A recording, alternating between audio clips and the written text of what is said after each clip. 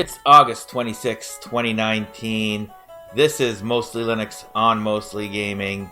Let's roll.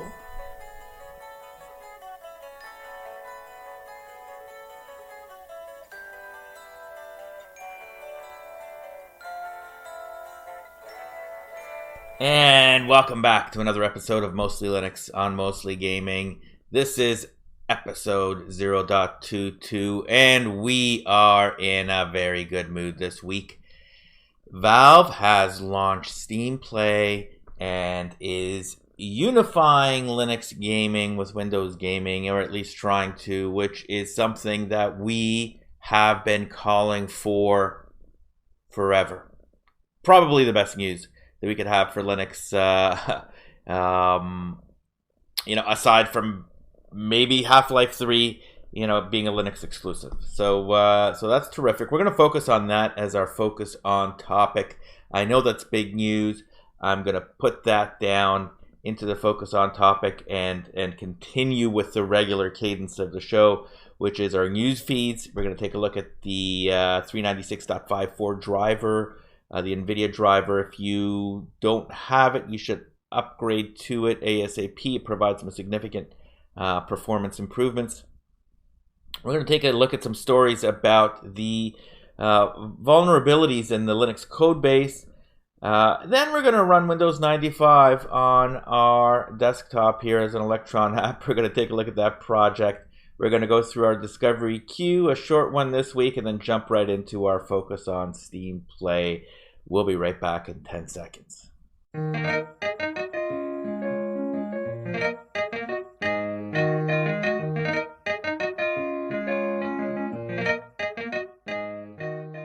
And we're back. All right, let's start off with our non-sponsored video this week is Warhammer 40,000. I've got 401,000 here. Easy mistake to fix. Warhammer 40,000 Gladius Relics of War, which is a civilization-like game, but in the Warhammer 40,000 universe. It is native Linux, and we're going to watch the video here by Gaming Tux. The video is in German, so if you're not Deutsch, you may have some difficulty understanding it, but we like what Gaming Tux is doing. That is a German language focused Linux YouTube site. You can check them out on YouTube, Gaming Tux. Let's just start them up here. Herzlich willkommen, liebe Freunde, hier zu einem kleinen neuen Angespielt-Video, und zwar hier mit Warhammer 40k Gladius Relics of War. Right. He's got that straight. So we're going to leave that there for you guys with a lazy eye. You guys can, gotta take a look over when the screen goes a little boring. For those of you on the audio podcast, thank you for listening. We will tailor this podcast to audio. If you want to get the full experience, we're on YouTube, Twitch, and everything else. So, all right, let's just jump in here. First story this week is the NVIDIA 396.54 Linux driver offers big performance boost for frequent gamers. This is an interesting story out of Phoronix, one of our go-to sites. Let's jump on the link. Bring it over here. Jump on the link. So this is from Michael Larabelle at Phoronix.com. The NVIDIA 396.54 driver provides a big performance boost for frequent gamers, and Michael has run some tests here across a number of different GPUs, the 1060, the 1070, and the 1080, across a number of different games. But what he has tested here is that, when you first start playing, if you take a look at your games, let's just take a look at BioShock Infinite here, you can see that the boosts are not significant on an initial play. But for the first few gaming sessions, you're not going to see much. But as you continue to play the games, the GeForce GTX 1060, for example, and I'm reading from the website here, begins showing signs of improvement. A 14% boost in frame rate under Deus Ex Mankind Divided. That, ladies and gentlemen, is huge. Huge for a driver update, a 14% increase. And as Michael says here at the end, boom! After the first few rounds of games launching and closing, we now see the actual, quite sizable impact the resource leak had on silently driving down frame rates. That's around a 20% performance boost for Dirt Rally on the GTX 1080, as well as the GTX 1060. Obviously, the performance slowdown would come up if playing games frequently, or even just playing games occasionally, but seldom rebooting your system. So this is basically due to some kind of a memory leak for people that have persistent systems on where your computer is on and you don't reboot quite often.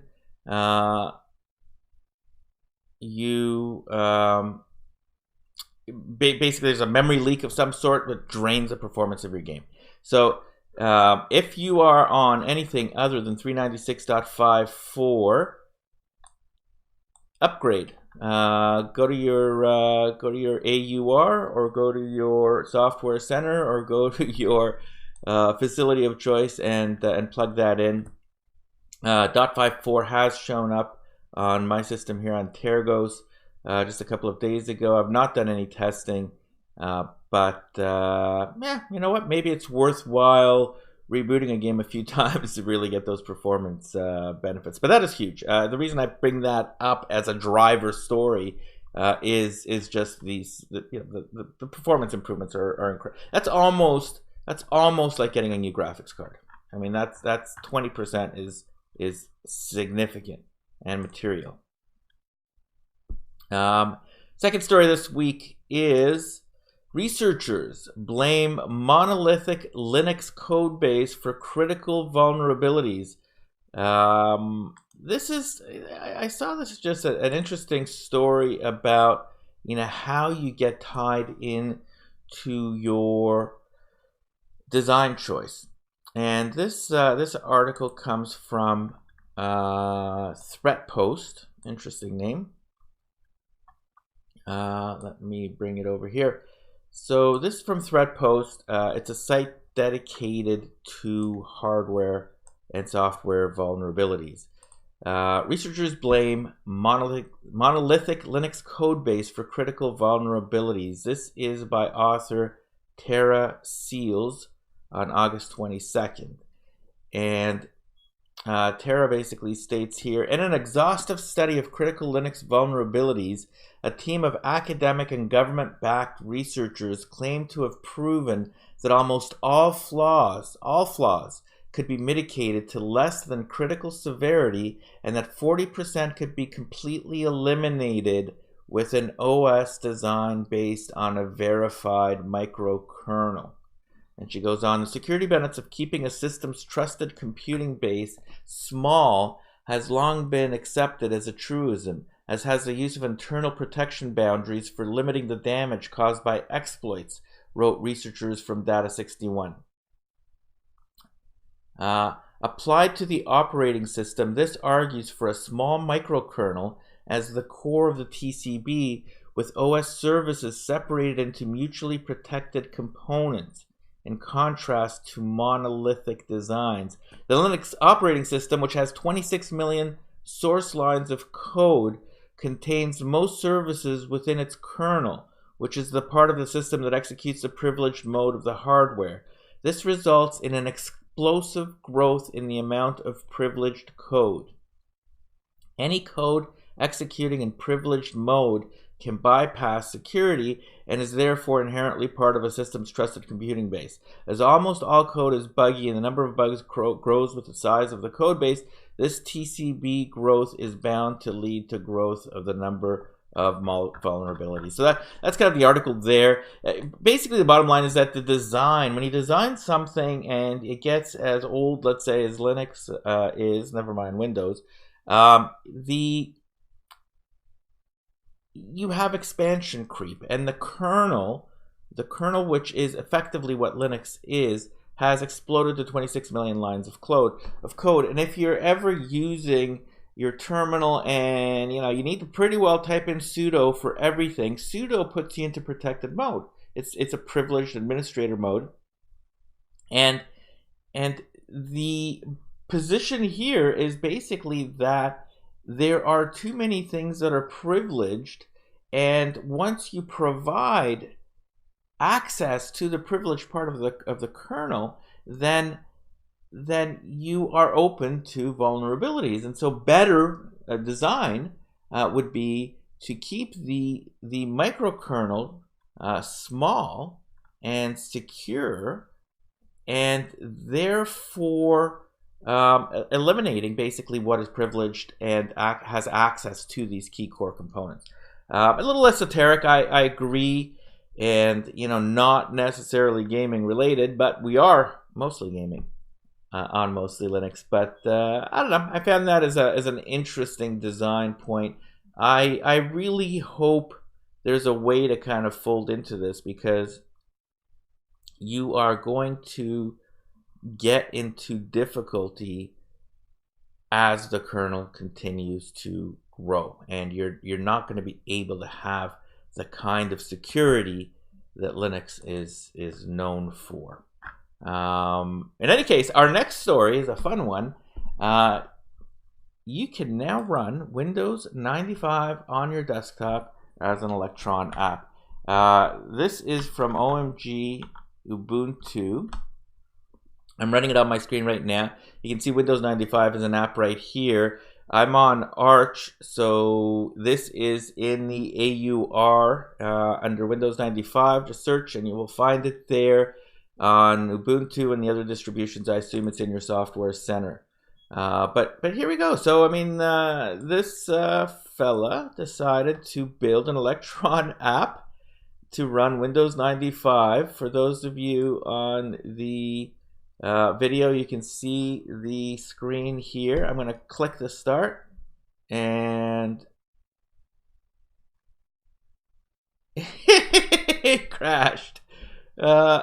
It crashed, so it did not run. I don't know what the problem.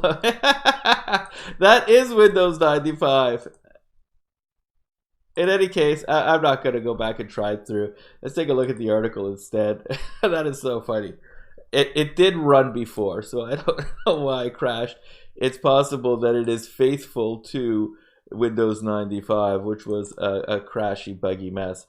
But anyway, going from Joey Sneddon's article here on OMG Ubuntu, a developer by the name of Felix Reisberg has resurrected Microsoft's ancient OS using the power of Electron. Felix says, I put Windows 95 into an Electron app that now runs on Mac OS, Windows, and Linux. It's a terrible idea that works shockingly well. I'm so sorry. I'm so sorry, he writes on Twitter. And we're not talking a fake experience or something just skinned to look like the real deal. This is a full-fat Windows 95 experience replete with all the apps, games, and other cruft that the OS is famous for, including the buggy, crashy mess. I guess that includes Microsoft Paint, Notepad, and even a ridiculously early version of the Internet Explorer. It takes 64 megs of RAM.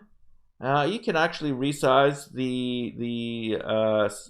I guess the desktop. It runs at 800p base, but you can move it up to, I think 1200p is what when I was testing it.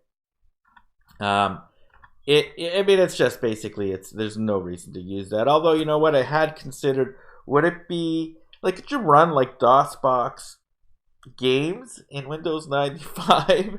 Windows 95 is, of course, based on MS-DOS, and you can run the command.com operation right in there. So I imagine that if you've got a DOSBox game and you've got the original executable and you run it in this Windows 95 app, it'll run in DOS mode in the app. I have not tested it. Somebody please do that and let me know. In any case, that's our news this week. We're going to be back in 10 seconds with our Discovery Queue.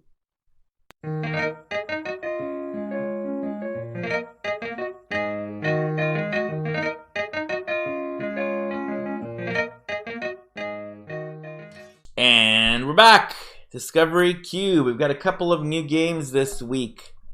First up is 7 Billion Humans. 7 Billion Humans by Tomorrow Corporation. This came out August 23rd, just a couple of days ago. Automate swarms of office workers to solve puzzles inside our very own parallel computer made of people. A thrilling follow-up to the award-winning human resource machine, now with more humans. Reviews are very positive. It's got 74 reviews. Let's take a look at the trailer.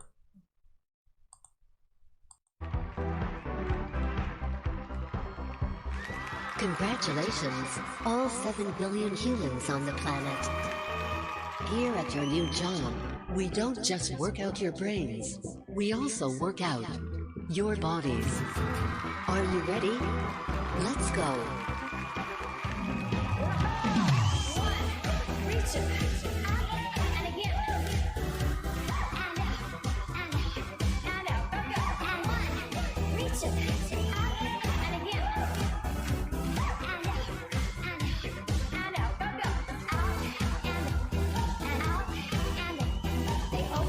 And they open, swing it out and land.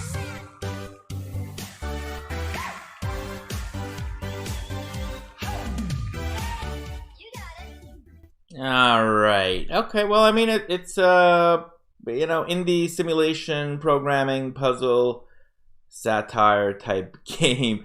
I would say it looks like an interesting game for kids. If you've got kids and you want to teach them about how computers work, it might be a good way to do that. Not for me, but could be for a kid in your family. Our next game is called Terra Tech. Terra Tech, actually, let's just go back to 7 Billion Humans. That is $17.49, which is a little bit pricey, but Terra Tech is even more pricey. That's $29. This game came out on August 10th, so it's a couple of weeks old. We missed it on the launch day. Terra Tech is an open world sandbox adventure game where you design and build your own creations through a mix of crafting, combat, and discovery. Explore a hostile alien landscape or design with creative freedom. The choice is yours. Lots of reviews, almost 4,000 reviews for the game. Very positive. It's by Payload Studios, self-published. User-defined tags are building, sandbox, open world, robots, action. It seems a little unclear to me what it is. Open world sandbox adventure game where you design and build your own creations. Let's just take a look at the trailer here, see what it's about.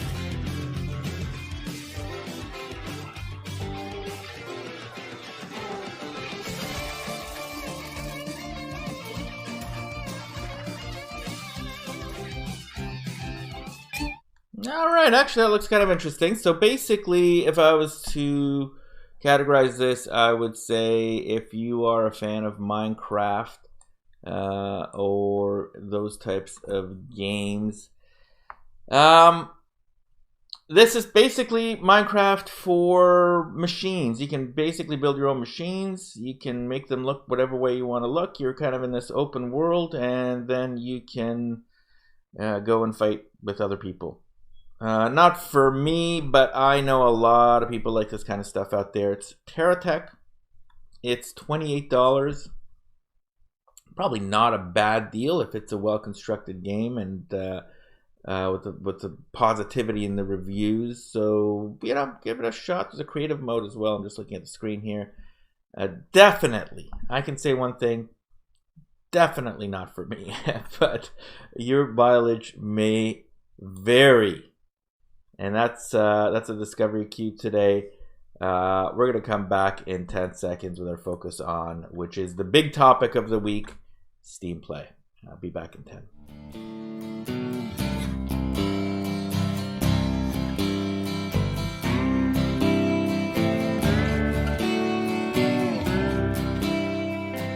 And we're back. Thanks for sticking with us here on Mostly Linux on Mostly Gaming episode 0.22 with our focus on topic, which is Steam Play. Now, most of you that are listening to this podcast know all about Steam Play because you listen to this because you like Linux gaming generally, or you just like gaming in general. But let's just kind of do the overall, okay?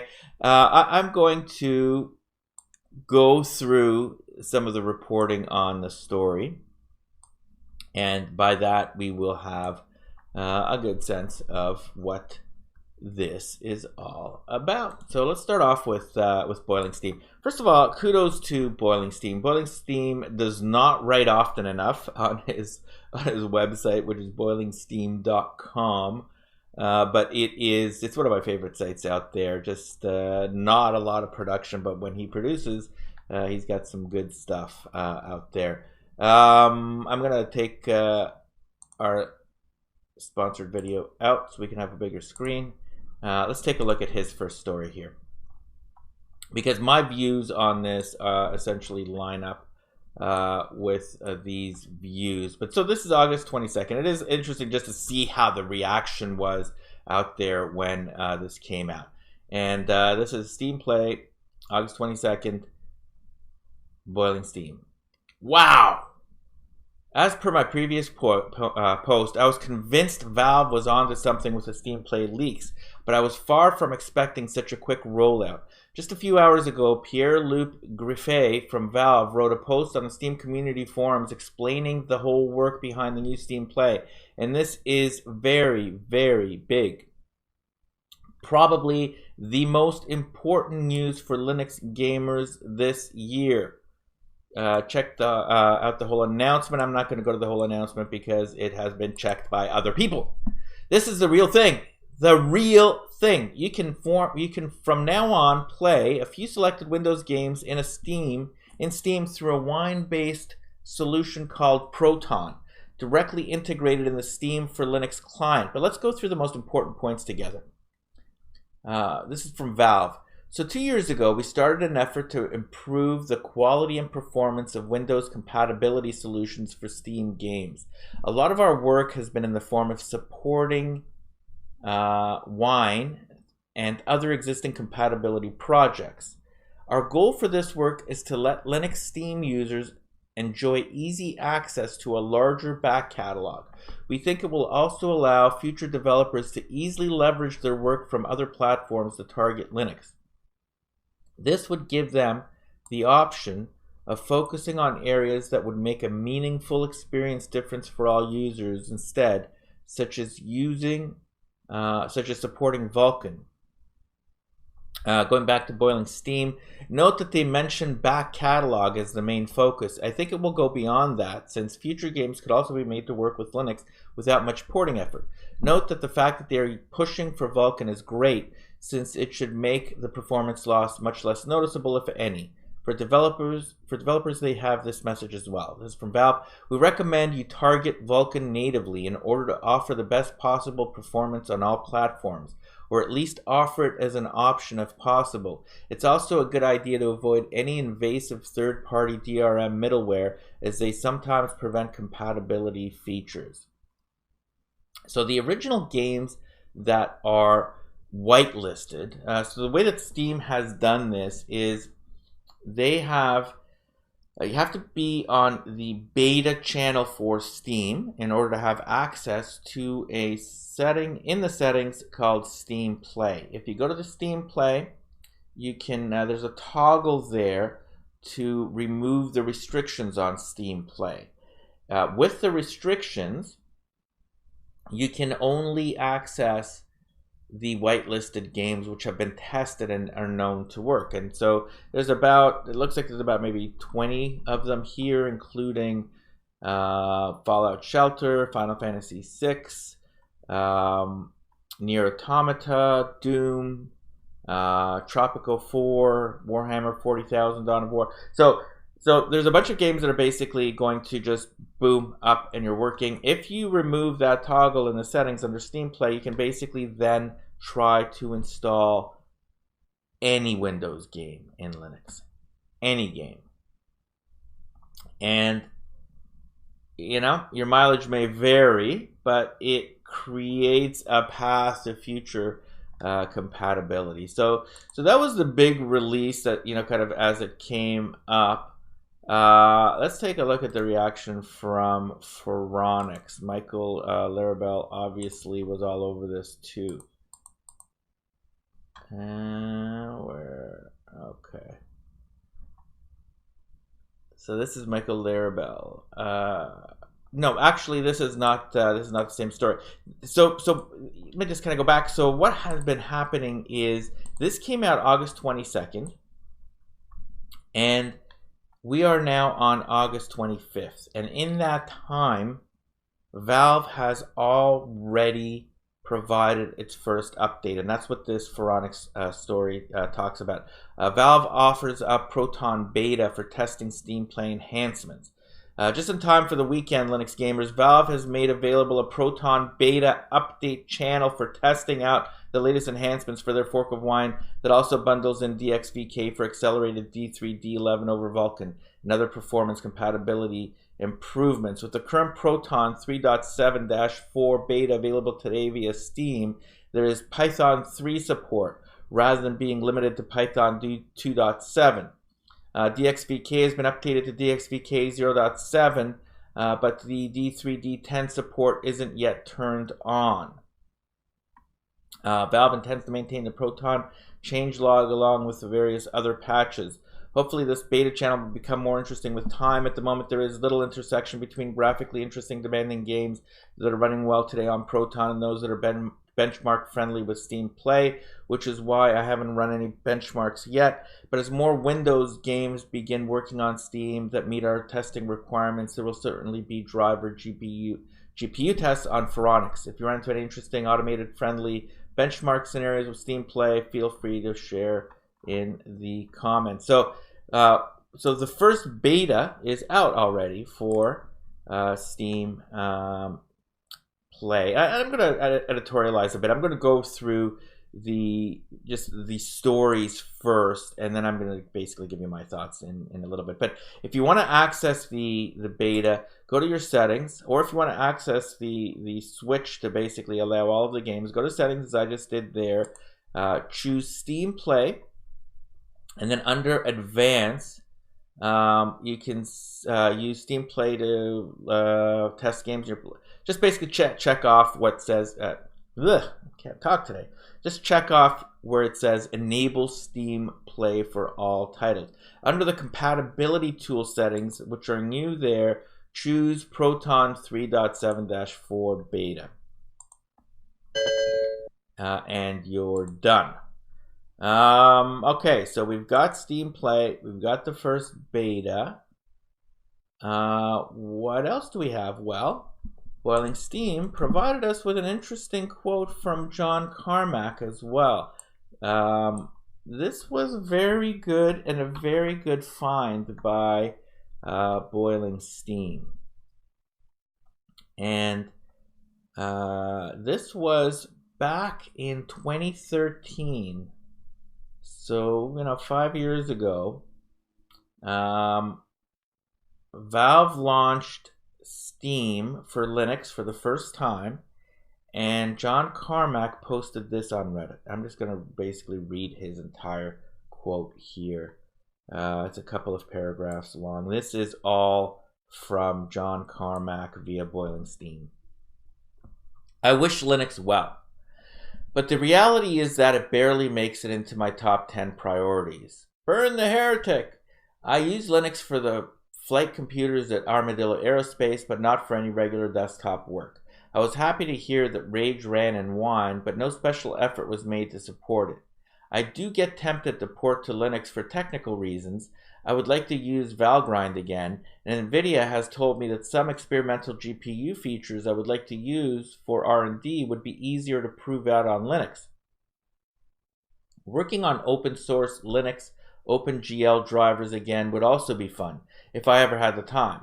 However, I don't think that a good business case can be made for officially supporting Linux for mainstream games today, and ZeniMax doesn't have any policy of unofficial binaries like id used to have.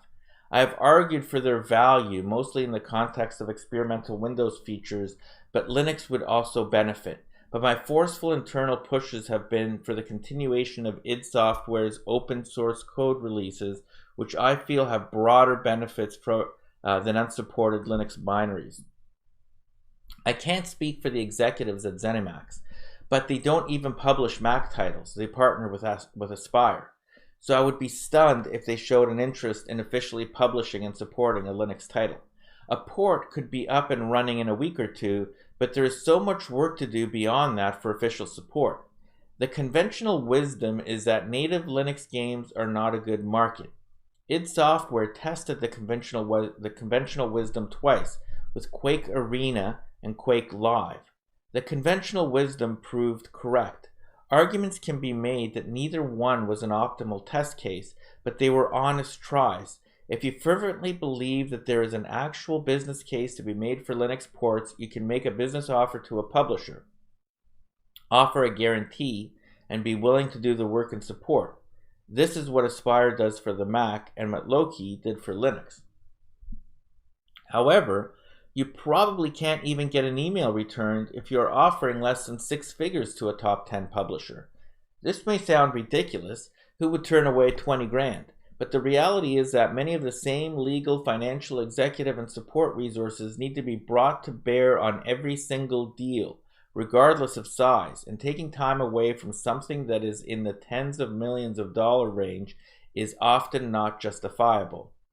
I truly do feel that emulation of some sort is a proper technical direction for gaming on Linux. It is obviously pragmatic in the range of possible support, but it shouldn't have the technical stigma that it does. There really isn't much of anything special that a native port does. We still make OpenGL calls, WinSockets just BSD sockets, Windows threads become P threads, and the translation of input and audio interfaces don't make much difference. Xinput and Xaudio 2 are good APIs. A good shim layer should have far less impact on performance than the variability in driver quality. Translating from D3D to OpenGL would involve more inefficiencies, but figuring out exactly what the difficulties are and making some form of D3D interop extension for OpenGL to smooth it out is a lot easier than making dozens of completely refactored high-performance native ports. Ideally, following a set of best practice guidelines could allow developers to get Linux versions with little more effort than supporting, say, Windows XP. Properly evangelized with Steam as a monetized distribution platform, this is a plausible path forward, which has been the basis for what we are all about here on Mostly Linux, on Mostly Gaming. Look, we started this up because we thought that no tucks, no bucks didn't make any sense for Linux gaming. The market's just not big enough, folks. The market's not big enough. And if you take a look at the numbers that come up on the Steam charts, and yeah, I know there could be problems, there could be issues, it's underrepresented or whatever, but fine, let's call it 2%. 2% is still very small. And you're not gonna get big time ports of meaningful AAA games, the ones that cost the most to make and the ones that we are missing the most, and why people are not coming to our platform. You're not going to get those. You're not going to get those with 2% of the market. So when we were thinking about launching up Mostly Linux on Mostly Gaming, we used that naming mechanism, like the Mostly Linux, on to basically destigmatize this idea that I am a gamer and I have to be so hardcore that I only lose Linux forever and ever and ever, even though I can dual boot Windows or run Lutris or do whatever else I can, run a virtual machine and get a better gaming experience. And our view was pragmatic. If you can get a better gaming experience by dual booting Windows and running your games there, or using a PS4 or an Xbox One or a Switch or any other platform, do it. Do it. Encourage others to do it, because growing the base is the most important imperative to having a robust Linux gaming universe. So we started up Mostly Linux on Mostly Gaming with that in mind. And we've been all about that. We talk an awful lot here about Lutris and about dual booting. We ran an episode where we ran Windows. And we showed you how to properly set up a dual boot so that your Linux partition would access all of the games from your Windows partition and you wouldn't have to load them up again. And that was actually one of our most popular episodes. And so now what Valve has done is basically what we have been calling for. And what I find interesting, clearly they didn't listen to me and do it, of course, right? I'm not saying that. I'm just saying that this is what we've been calling for, and we are happy that they have done it. Now, the key issue here is, where is it going to go, and what is it going to do to native Linux gaming? Those are actually, I misspoke. Those are the secondary issues. The key issue is, can we get this to grow Linux gaming? And I think we can. I think it's not going to happen day one, but this is day one. And I can already run a bunch of games right on my Steam client in Linux that I couldn't run before. I'm running Doom perfectly. I just actually launched up one of the games that I've been playing for a while now, and it's been frustrating because I couldn't get it to work on Linux, on Lutris. It was glitchy, controllers weren't working, and I haven't been playing it as a result because I don't want to load into Windows. I had a dual boot. But Final Fantasy 12, it's working. It's working better than it has ever worked before. And I'm not saying that's the case for every game. But for that game, that works better. And so I did a big thing. This week. I deleted my Windows partition. And I've gone all Linux. I have decided, I did, test out Manjaro, but decided to go back to Antergos for a variety of reasons. I won't get into them right here, but I like Antergos, and I just got rid of it. So now what I want to do is I'm just going to basically try to use whatever tools I have available on Linux for the next little while and see if I can make a go of it. I would never advise anybody that is not, really hardcore to do this. For most people out there, like, you can probably reduce the size of your Windows partition, but I would keep it there to be able to run your games over there. And hopefully over time, as more and more games basically become compatible that Windows partition can shrink and shrink and shrink to the point where it will disappear. And I have an Xbox. I've had an Xbox since day one. I've got the original Xbox right here as well, still hooked up to my machine. And Microsoft has had a tremendous amount of success with their what they call backwards compatibility, which is exactly what it is, because the Xbox One X uses different architecture than the Xbox 360 or the Xbox OG, the original Xbox. And so they initiated a backwards compatibility layer, and over time, the number of games that work in Xbox on the Xbox One X or the Xbox One has grown and grown and grown. And while today it's not 100%, it is a huge library and a huge benefit to people that have a big library of Xbox 360 games like myself, that they can now play them on their new machine. And recently, Microsoft added Xbox One original game backwards compatibility, and that list of games started off small, but it is growing. And I think that's what we're going to see here. You've got a pretty good list of games now on this platform that work. And that list is going to grow. I mean, we've already had an update to this beta in the first 2 or 3 days. The number of people that have been engaged in this project is incredible. I mean, this has invigorated the Linux gaming community.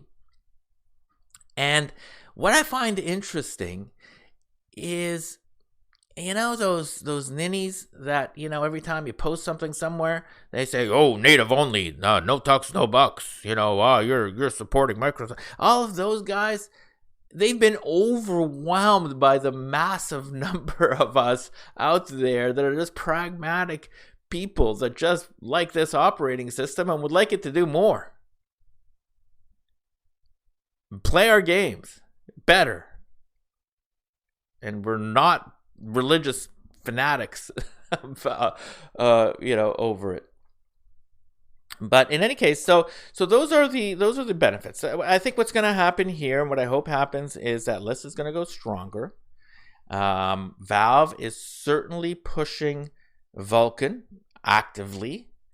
If you are a developer out there and you target the Vulkan API, your games will run on Linux like Doom does, which is perfectly.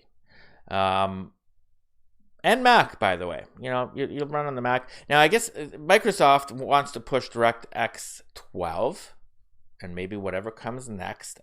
And one of the interesting things that we're going to find out here as the next generation of consoles, gaming consoles, comes up. And you guys have to understand the gaming console market, the combined gaming consoles, so PlayStation, Xbox, Nintendo, are a bigger market for gaming than the PC market is.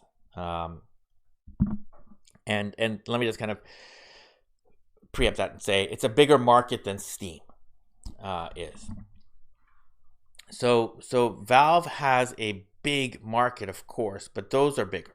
And it'll be interesting to see how they go, because it is certain that, and I don't know for sure, but historically, Sony and Microsoft have gone with AMD GPUs and CPUs in their game machines, and so it'll be interesting to see how that ends up kind of going forward. You've got some new stuff with respect to ray tracing, which could be interesting, but Microsoft has an agenda, which is to push the Windows Store, the Xbox Store, and DirectX 12 or 13 or whatever comes next.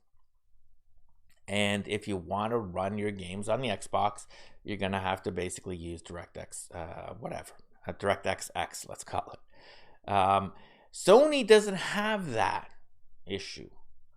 And they heretofore are not using Vulkan as far as I am aware on the PlayStation 4. So it would be interesting to have, Valve and gamers maybe should be trying to push Sony to move to Vulkan. And maybe Sony would be interested in moving to Vulkan as an API for their games to offset, or maybe kind of compete with Microsoft a little bit, ding them back. And I'm gonna have to look into that. I'm not sure what kind of graphics API Sony uses right now. It can't be DirectX, because would Microsoft wouldn't let them use it. Is it OpenGL? I don't know. That's a good question. If anybody knows, send me an email to mostly_linux@protonmail.com. Let me know what kind of API. But I could probably find that on the web a little later. But in any case, I think if we push for Vulkan, then we effectively are pushing now for Linux compatibility. That is what has happened here more than anything else, is that Linux compatibility has become Vulkan. And so what does this mean going forward? I think there's a couple of things. First of all, what does it mean for native Linux games? I think it's a good thing. I think it's a good thing because driving the market and making it bigger, it's a good thing to the extent that we get more Linux gamers. If there are more Linux gamers, you are going to have people interested in buying Linux native games. And to the extent that they perform better, which right now they do, you're going to want to get the best performance out of your machine. So I think getting a bigger user base is kind of, job one. And if you can basically accomplish that, a rising tide lifts all boats, let's say. I think we're going to see a new Steam machine. And I think we're going to see that launching with SteamOS 3. We've seen all sorts of different things happening out there that Valve is doing, okay? And there was lots of noise that was kind of swirling around as this announcement came out. And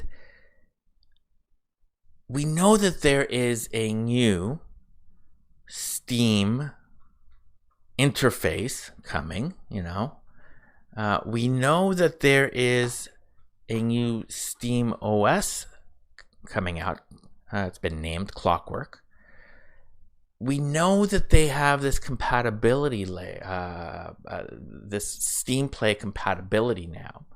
We know that they're increasing the number of games that are on the compatibility list, and this is a beta to get everybody out there to test them for them.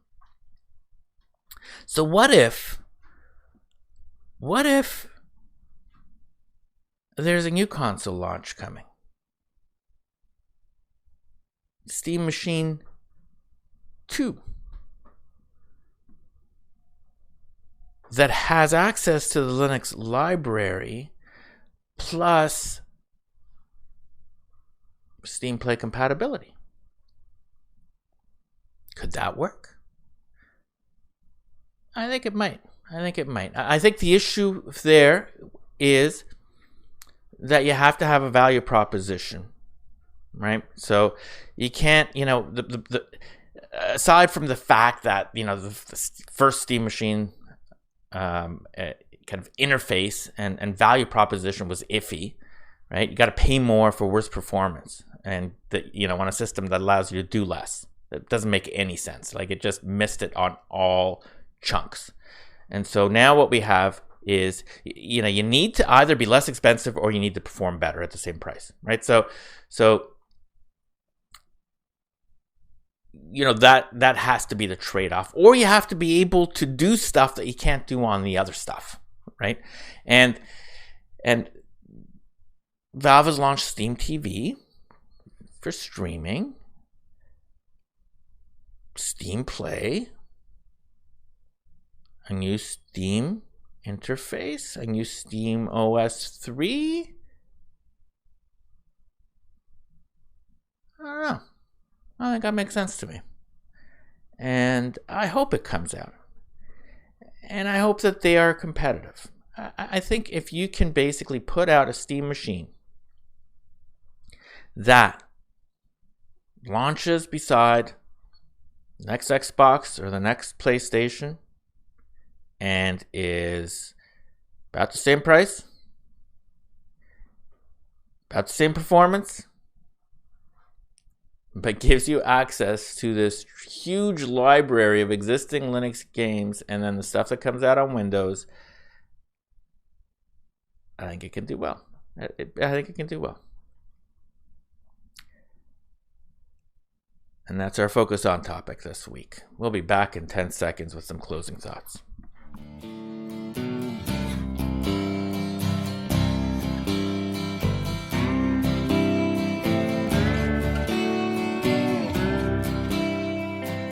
Thanks for sticking with us here on Mostly Linux, on Mostly Gaming. Episode 0.22 is a wrap. Here's all the places you can find us if you are interested in getting in touch. You can find us on Twitter at mostly_Linux. You can find us on subreddit, where we have our own subreddit, r/mostly_Linux. We are on Twitch, Mostly Linux. We are on PeerTube as Mostly Linux, and we are on YouTube, along with your Apple iTunes podcasts, your Google Plays, your Stitchers, your whatever way you want to consume our content. We are here for you. Anyway, that's a wrap. Next week, we're going to be talking about our latest purchase, which is the NVIDIA 2080 Ti. That should be coming in a few weeks. We'll explain to you why we thought we wanted to jump on that right away next week. Have a great week. Be nice to yourself. Be nice to your friends. Be nice to your mother. And see you next week.